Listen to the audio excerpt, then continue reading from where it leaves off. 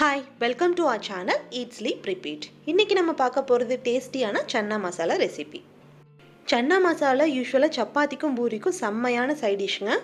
பூரி செய்கிற ரெசிபியை நான் மேலே கார்டில் டிஸ்பிளே பண்ணியிருக்கேன், டிஸ்கிரிப்ஷன்லேயும் லிங்க் போட்டிருக்கேன், நீங்கள் ரெஃபர் பண்ணிக்கோங்க. இந்த வீடியோவில் நம்ம சன்னா மசாலா எப்படி செய்கிறதுங்கிறத பார்க்கலாம். இப்போது சன்னாவை நம்ம வேக வச்சு எடுத்துக்கலாம். 8 மணி நேரம் சன்னா ஊற வச்சுடுங்க. இப்போ ஒரு குக்கரில் தண்ணி ஊற்றி தேவையான அளவு உப்பு போட்டு மூடி வச்சுடுங்க. ஒரு விசில் வந்த உடனே சிம் பண்ணி வச்சுடுங்க. 10 நிமிஷம் வெந்ததுக்கப்புறம் இன்னொரு விசில் விட்டு அடுப்பை ஆஃப் பண்ணிக்கலாம். இப்போது சன்னா செய்கிறதுக்கு தேவையான இன்க்ரீடியன்ட்ஸ்லாம் என்னென்னு நம்ம பார்க்கலாம். 4 வெங்காயத்தை அரிஞ்சு எடுத்துக்கோங்க. கொஞ்சோண்டு கொத்தமல்லி தழை, கொஞ்சமாக புதினா, பட்டை, கிராம்பு, ஏலக்காய், ஒரு பச்சை மிளகா.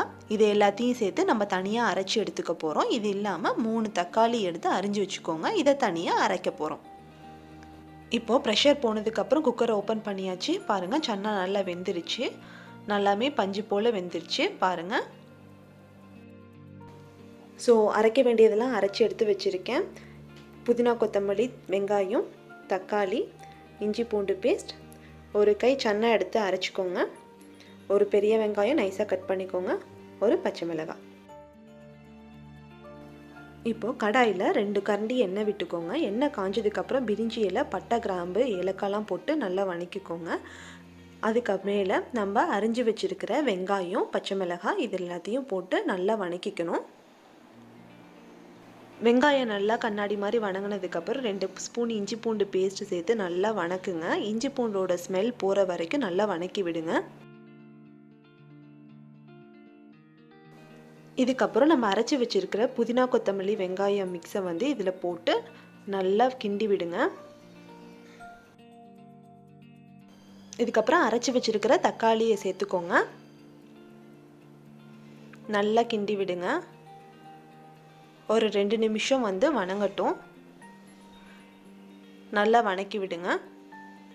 இப்போது மசாலா சேர்த்துடலாம். 1/2 ஸ்பூன் மிளகாத்தூள், 1/4 ஸ்பூன் மஞ்சள் தூள், 1 ஸ்பூன் தனியாத்தூள் சேர்த்து நல்லா வணக்கி விடுங்க. நல்லா இந்த மிளகாத்தூள் மசாலாவோட வாசனை நல்லா போகணும். அது வரைக்கும் நல்லா வணக்கி விடுங்க. இப்போது இதில் அரைச்சி வச்சுருக்க சன்னாவை இதில் சேர்த்துடலாம். நம்ம எதுக்காக இந்த சன்னாவை இப்படி அரைச்சி சேர்க்குறோன்னா, கிரேவிக்கு அப்போ தான் கொஞ்சம் திக்கு கொடுக்கும். அதனால் டேஸ்ட்டும் கொஞ்சம் என்ஹான்ஸ் பண்ணி கொடுக்கும்.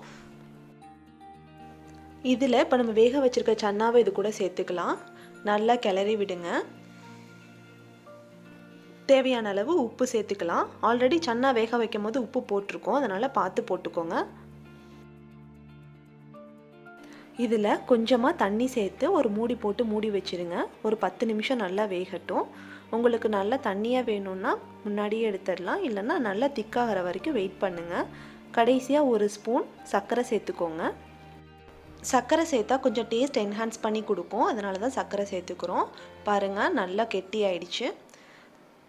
சன்னா மசாலா ரெடி ஆயிடுச்சுங்க. இதை இப்போ ஒரு பவுலில் மாற்றிக்கலாம்.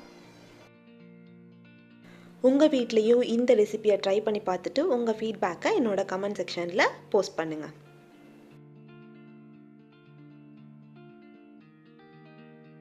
இந்த ரெசிபி உங்களுக்கு பிடிச்சிருந்துச்சுன்னா இந்த வீடியோவை லைக் பண்ணுங்கள், ஷேர் பண்ணுங்கள், மறக்காமல் சப்ஸ்கிரைப் பண்ணுங்கள்.